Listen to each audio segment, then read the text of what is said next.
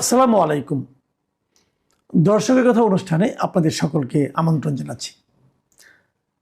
আজ আমি দুটো কন্টেন্ট থেকে কয়েকটা কমেন্টস নিয়ে আলোচনা করব। প্রথম যে কন্টেন্টটা নিচ্ছি সেটা দুদিন আগে প্রচারিত হয়েছিল। ওই হবিগঞ্জে একটা থানায় গিয়ে একজন বৈষম্য বিরোধী ছাত্র আন্দোলনের নেতা যে বলেছিল, হুমকি দিয়েছিল যে উনি একটা থানা জ্বালিয়ে দিয়েছেন, এসআইকে আগুন ধরিয়ে দিয়েছেন এবং তাকে পরে পুলিশ গ্রেফতার করেছিল, পরে আবার পরের দিনই তাকে ছেড়েও দেওয়া হয়েছিল। এই ইস্যুটা নিয়ে কথা বলেছিলাম এবং সেখানে আমি বলেছিলাম যে নিহত যে পুলিশ যারা ছিলেন তাদের স্ত্রী সন্তানটাকে দেশের নাগরিক কিনা এবং পুলিশের মনোবল কেন ফেরানো যাচ্ছে না, এই বিষয়গুলো নিয়ে কথা বলেছিলাম। সেক্ষেত্রে যে কমেন্টগুলো এসেছে তার থেকে কয়েকটা কমেন্ট আমি নিচ্ছি। প্রথম যে কমেন্টটা নিচ্ছি সেই কমেন্টে লিখেছেন অমিত আচার্য। তিনি লিখেছেন, মাসুদ কামাল স্যার, মেহেদী হাসানের মুখ ফসকে এই কথা দুইটা বের হয়ে গেছে, বেশ মাফ। কদিন আগে এনসিপি দলের এক নেতার কাছে পিস্তল পাওয়া গেল, সেটা খেলনা পিস্তল বলল, ব্যাস মাফ। এখন তো ওসমান হাদির হত্যাকারী এসে বলবে আমার পিস্তল থেকে ভুল চাপ পড়ে এক রাউন্ড গুলি বের হয়ে গেছে, ব্যাস এক্ষেত্রে হাদির হত্যাকারীও কি মাফ পাবে? এবং যদি মাফই পায় তাহলে হাদির হত্যার বিরুদ্ধে যে আন্দোলন হলো এবং দেশে জ্বালাও পোড়াও হলো, মিডিয়ায় আগুন দেওয়া হলো, সেক্ষেত্রে এই আন্দোলনকারীদের নামে কি মামলা হবে? মাসুদ স্যার, একটা সুন্দর একটি গঠনমূলক উত্তর আপনি দিবেন বলে আশা করছি।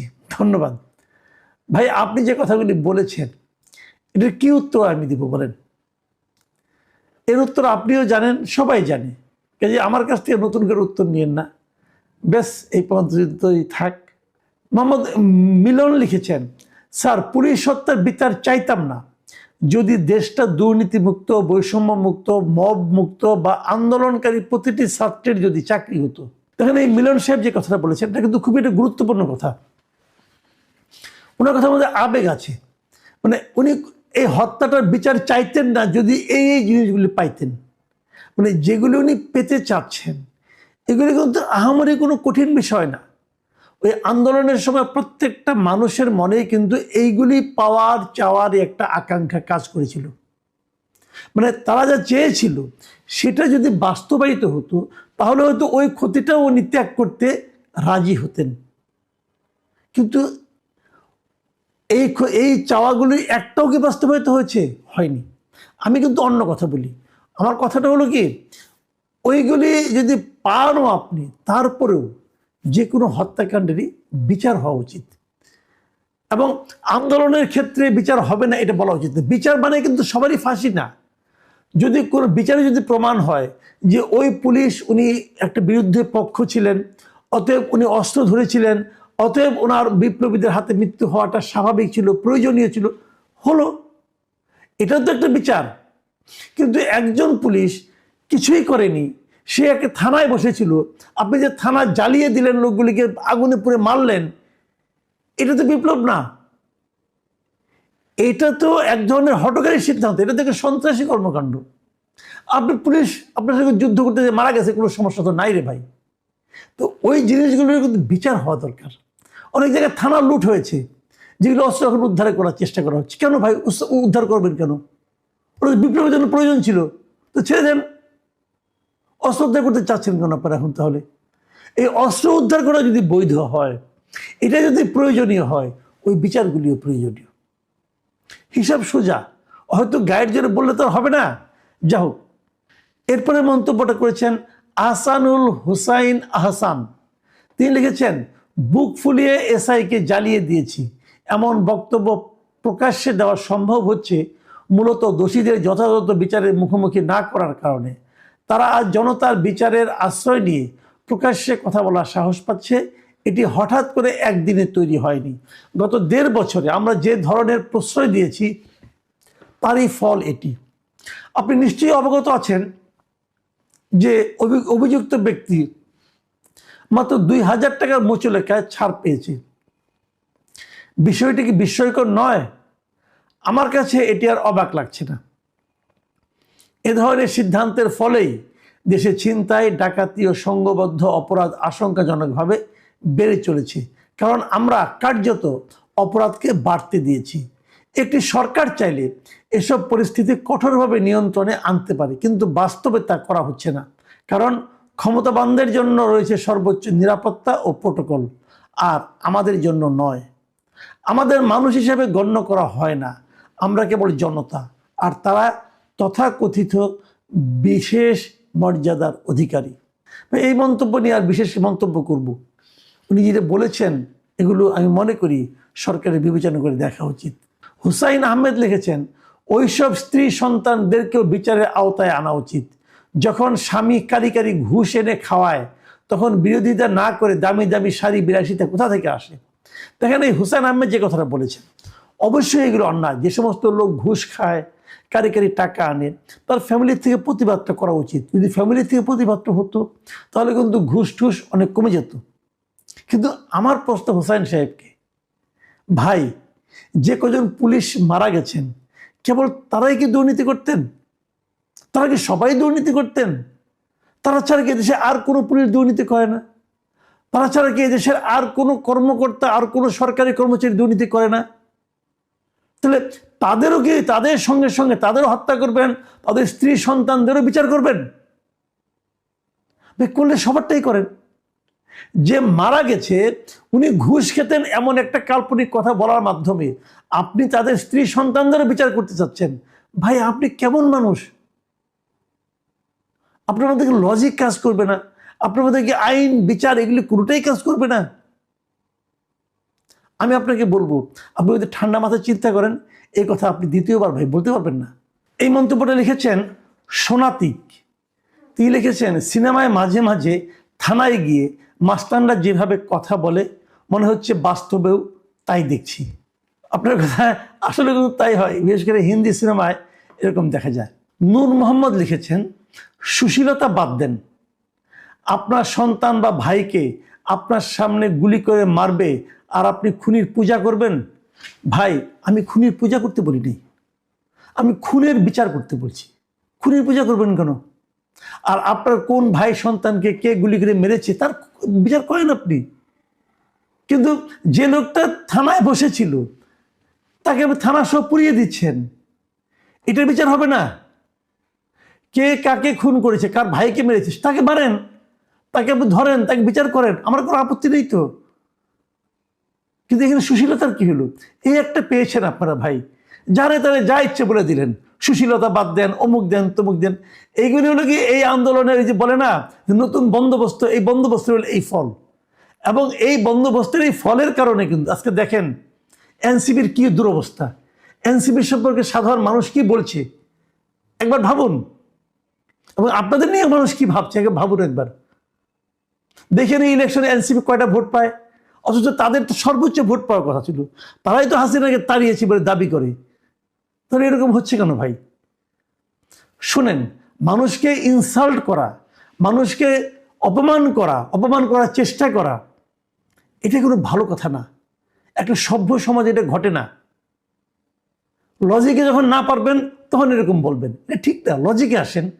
বান্দু কালাম তিনি লিখেছেন, একটু চিন্তা করে দেখেন, বৈষম্যহীন সমাজ গড়ার কথা বলে যারা রাষ্ট্র ক্ষমতায় আসলো, মানবাধিকার গণতন্ত্রের কথা বলে যারা রাষ্ট্র ক্ষমতায় আসলো, এরা কি সেই কাজ করতে পেরেছে নাকি দেশটাকে উল্টা দিকে ঠেলে দিয়েছে? সমস্ত কিছুই চিন্তা ভাবনা করে নিজের বিবেকের দরজা খুলুন। এই দেশ বিরোধী জঙ্গিবাদী সরকারের বিরুদ্ধে গণপ্রতিরোধ গড়ে তুলুন। এই দেশ জাতিকে যে কোনো মূল্যে মুক্তির পথ খুঁজে বের করতে হবে। 30 লক্ষ শহীদ আর 2 লক্ষ মা বোনের ইজ্জতের বিনিময়ে অর্জিত এই বাংলাদেশকে আমরা শেষ হতে দিতে পারি না। পরের মন্তব্যটা আমি করছি। এরপরে আমরা আরেকটা কন্টেন্ট করেছিলাম, যে কন্টেন্টে মোস্তাফিজকে আইপিএল থেকে বাদ দেওয়া এবং রাজনীতি যেখানে কাজ করেছে সেই জিনিসটা বলা, এবং ভারতের যে ভূমিকা, যে ভারত পায়ে পা দিয়ে ঝগড়া করতে চাচ্ছে কিনা, এ ধরনের একটা কন্টেন্ট যেটা করেছিলাম, তার প্রেক্ষিতে কয়েকটা মন্তব্য পড়ে শোনাচ্ছি। মানস সামন্ত লিখেছেন, মিস্টার মাসুদ কামাল, পায়ে পা দিয়ে ঝগড়ার কথা আপনার মুখে মানায় না। আপনারা যে ভারত বিরোধিতা করেন তার কোনো সঠিক তথ্য দিতে পেরেছেন? ভাই, আমরা কি ভারত বিরোধিতা করলাম এটা বুঝলাম না। আমি কবে কিভাবে ভারত বিরোধিতা করলাম সেটাও বুঝলাম না। তবে আমি যখন যেটা ঘটে সুনির্দিষ্ট প্রমাণ দিয়ে বলে। আপনি বলুন মিস্টার মানস সামন্ত, আপনি সম্ভবত ইন্ডিয়া থেকে বলেছেন, অথবা ইন্ডিয়া প্রেমিক কোনো একজন আছেন, হতে পারেন, আমার কোনো আপত্তি নেই ভাই, এটা কোনো সমস্যা না, হতেই পারে। কিন্তু আপনি আমাকে বলেন, মুস্তাফিজুর রহমানকে আপনারা মানে মানে KKR নিলাম করে ডেকে নিয়েছে, ভারতের ক্রিকেট বোর্ড বাংলাদেশের ক্রিকেট বোর্ডের কাছে চিঠি দিয়ে তাকে এখান থেকে ছাড়পত্র দিতে বলেছে, তারপরে যে অজুহাতে তাকে দিয়ে বাদ দিয়ে দেওয়া হলো IPL থেকে। ইতিহাসে IPL এর ইতিহাসে কখন এরকম হয়েছে? খালি এই কথাটা বলেন, কখন এরকম হয়েছে? হয়নি তো, এবার হলো কেন? আপনারা বলছেন বাংলাদেশের সংখ্যালঘু নির্যাতন হচ্ছে, তার প্রতিবাদ এটা হচ্ছে। তো সংখ্যালঘু নির্যাতন বাংলাদেশে নতুন, আগে হয়নি? সংখ্যালঘু নির্যাতন কি ইন্ডিয়াতে হয় না? আপনি দেখবেন তো বিচার হয়েছে কিনা, বিচার হচ্ছে কিনা। ওই নির্যাতন হওয়ার একদিনের মাথায় 12 জন লোককে অ্যারেস্ট করা হয়েছে, ভালো করে ওই ঘটনার প্রেক্ষিতে। তাহলে আপনি বিচার যদি না হয়, তাহলে আপনি বলতে পারতেন আপনারা করেন এই কাজ, ইন্ডিয়াতে এই কাজ হয়নি। ইন্ডিয়াতে একজন লোকের ফ্রিজের মধ্যে গরুর মাংস আছে, এই সন্দেহের জন্য ওই পুরো বাড়ি পুড়িয়ে দেওয়া হয়নি, তাকে পুড়িয়ে হত্যা করা হয়নি, পরে দেখা গেছে ওটা ভুয়া তথ্য ছিল। ভাই এগুলি তো হয়, এগুলি মৌলবাদী লোকরা করে, জঙ্গি লোকরা করে, সাম্প্রদায়িক লোকরা করে, করুক, এটা তারা করবে, এটা ওরা অনাদিকাল থেকে দেখে আসছি, তার শাস্তি হবে। কিন্তু সেরকম একটা দাবির প্রেক্ষিতে, সেরকম একটা বিষয়কে ইস্যু করে আপনি একটা জাতীয় ক্রিকেট বোর্ড এই ধরনের সিদ্ধান্ত নিতে পারে কেন? আওয়ামী লীগ আমলে তো বিশ্বজিৎকে কুপিয়ে হত্যা করা হয়েছিল, তখন কি ইন্ডিয়া এই ধরনের কোনো সিদ্ধান্ত নিয়েছিল? নাই, কেউ নেয় নাই। ওটা সংখ্যালঘু ছিল না, তার মৃত্যু হয় নাই, ওই মৃত্যুটা মর্মান্তিক ছিল না? ছিল। তো তখন হলো না কেন? আসলে এগুলি অজুহাত মাত্র, মূল বিষয়টা হলো রাজনীতি। ভারতের জন্য বেদনার বিষয় হলো তার অনুগত সরকারের দেশ থেকে চলে গিয়েছে, অতএব সেই সরকারের সঙ্গে যে কোনো বিষয় নিয়ে ঝগড়া করতে রাজি। এই মানসিকতাটা আমি প্রতিবাদ করেছি। এস নিউজ লিখেছেন, মাসুদ কামাল ভাই আপনি নিরপেক্ষ বিচার বিশ্লেষণ করবেন এটাই আশা করি। একজন ক্রিকেটারের জন্য পুরো IPL বন্ধ হয়ে যাক তা তারা চায়নি, কারণ 5 আগস্টের পর থেকে ভারত বিদ্বেষ যে কালচার শুরু হয়েছে, কথায় কথায় গালাগালি, 7 সিস্টার দখল নেওয়ার হুমকি, আর 54 বছর তো এরকম ছিল না, এমন ছিল না ভাই। আগে নিজেদেরকে নিয়ে সমালোচনা করেন, তারপর অন্যদেরকে দোষ করবেন। যদি মুস্তাফিজের সেখানে কিছু হয়, তার দায়ভার কে নিবে? মব কালচার শুরু হয়েছে এদেশে, শুধু ভারত নয়, কোনো দেশ আর আমাদের দেশকে ভিসাও দিচ্ছে না।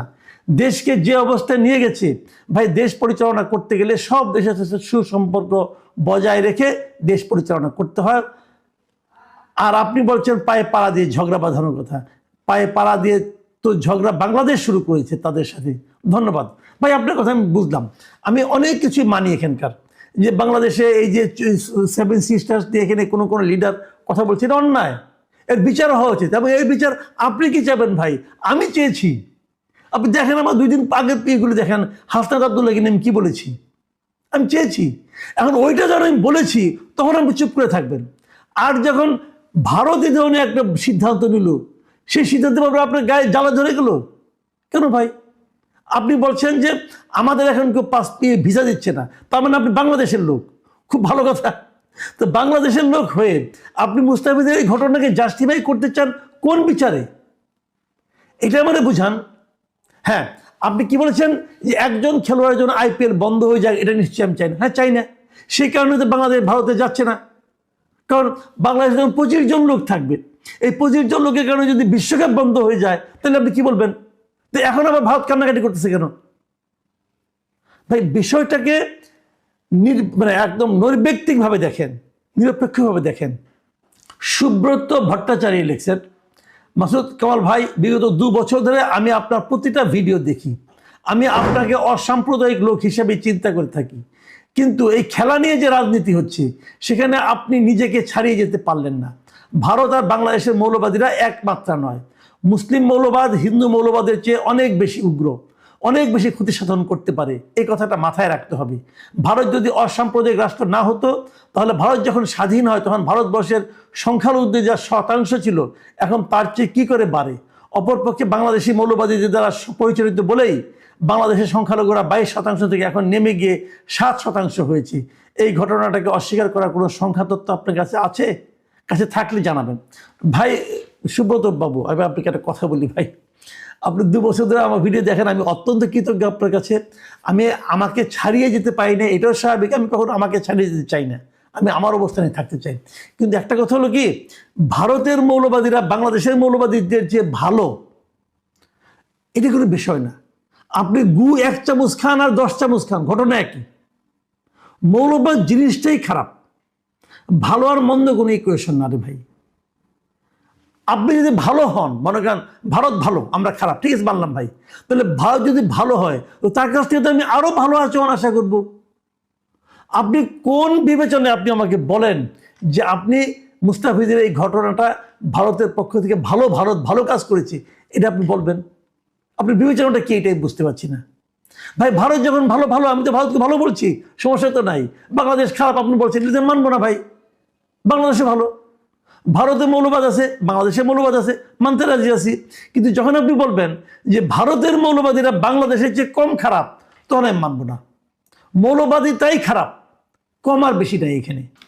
মাহমুদ জাহান লিখেছেন, বাংলাদেশের পলাতক খুনিকে আশ্রয় দিয়ে ভারতই প্রথমে রাজনৈতিক অস্থিরতা তৈরি করেছে। যাক, এটা ওনার অপিনিয়ন, এ কথাটা একদম যে ভুল তাও তো না। এটা সর্বশেষ মন্তব্য পড়ছি, এটা লিখেছেন ওয়াসিম আব্দুল্লাহ। তিনি লিখেছেন, ওরে দালাল সাংবাদিক মাসুদ কামাল, সব কিছু জেনে বুঝে সত্য গোপন করে আর কত দালালি করবেন? আপনি একজন সাংঘাতিক হলুদ সাংবাদিক, যুক্তিতর্ক দিয়ে জনগণের মনকে অন্যদিকে ঘুরিয়ে দিতে পটু, কিন্তু আপনি একজন বিএনপির দালাল। সবাই বিএনপির দালান থেকে সবাহান, মানে সাবধান হবে আর কি। আচ্ছা ভাইয়া, আপনি তো কিছুই বললেন না, খালি কথা গালাগালি করলেন। প্রথমে দালাল, তারপরে হলুদ সাংবাদিক, তারপরে বিএনপির দালাল। এটা কেমনে ভাই? কি আমি এই যে কথাগুলি বলেছি, যেখানে এখানে কোথায় আমি বিএনপি দালালি করলাম? আমার বুঝান না। শুনেন, এই গত কয়েকদিনের মধ্যেও যে সমস্ত সমালোচনাগুলি বিএনপি হয়েছে, তার মধ্যে একটু খুঁজে দেখেন, আমি সবচেয়ে বেশি করেছি। তো আপনি যদি নিজের থেকেই ভাবতে চান আমি বিএনপি দালাল, আপনাকে তো আমি বুঝাতে পারবো না। আপনি একজন জ্ঞানী মানুষ, আপনাকে আমি কি করে বুঝাবো যে কোনটা ভালো কোনটা মন্দ? তারপরেও আপনি আমারটা দেখে উত্তেজিত হয়ে এত বড় একটা কমেন্ট লিখেছেন, এই জন্য আপনার কাছে আমি অনেক কৃতজ্ঞ। প্রিয় দর্শক, এখন এ পর্যন্তই। আমি আবারও বলি, অনুষ্ঠান শেষ করার আগে আপনার কমেন্ট লিখুন, বেশি বেশি করে কমেন্ট লিখুন, আমার কোনো আপত্তি নাই। চেষ্টা করবেন একটু ছোটো কমেন্ট করার জন্য, বেশি বড় হলে না পড়তে অসুবিধাটা হয়। আরেকটা কথা, কমেন্ট যখন লিখবেন দয়া করে দাড়ি কমা জ্যোতি চিহ্নটা দিবেন। অনেকে হয় কি কিছুই দেন না, মাঝখানে খালি লিখেই যান, সেটা কিন্তু পড়তে খুব কষ্ট হয়। আর চেষ্টা করবেন যে আপনাকে 4, 5, 6 শব্দের মধ্যে, 6 বাক্যের মধ্যে রাখতে। বেশি বড় হলে পড়া যায় না। অনেক ভালো ভালো কমেন্ট থাকে কিন্তু অনেক বড় হয়ে যায়, সেটা পড়তে পাই না। কাজেই একটু ছোট করে কমেন্ট করেন, আর আমার সমালোচনা করেন, অনুষ্ঠানের বিষয়বস্তু নিয়ে কথা বলেন। আমরা ইনশাআল্লাহ সবগুলো পরে আলোচনা করব।